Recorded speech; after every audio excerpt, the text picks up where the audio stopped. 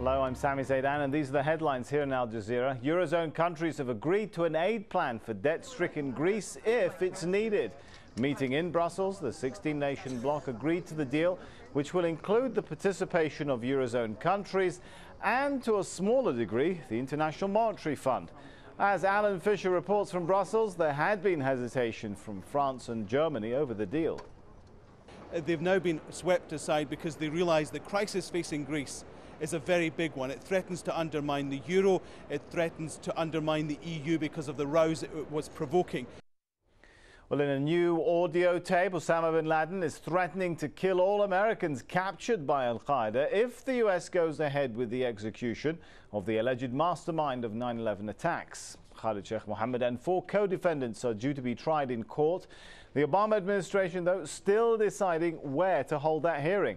Well, if found guilty, they could face the death penalty. It's the 3rd audio message from Osama bin Laden this year.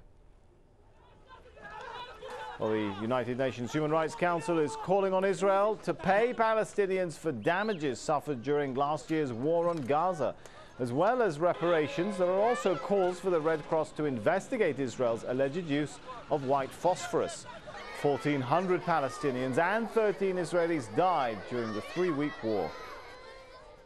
Jordan's King Abdullah has issued a rare public rebuke, telling Israel it must decide whether it wants peace or war. His comments follow Saudi Arabia's condemnation of what one official called Israel's arrogant policy of building homes in East Jerusalem. Well, shifting now further afield, accusations emerging that the Vatican was involved in covering up a case of child abuse by priests in the US. A group of American Catholics say they were some of the 200 children allegedly abused by a priest in the state of Wisconsin more than 20 years ago. Well, they say that despite years of trying to get Vatican authorities to sack Father Lawrence Murphy, nothing has ever been done. The Vatican spokesman, Federico Lombardi, insists the Pope did not fail in his duty because he wasn't alerted until years after the alleged abuse.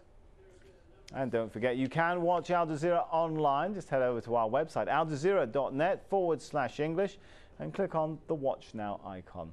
Those are the headlines. I'm Sami Zaidan. Thanks so much for joining us.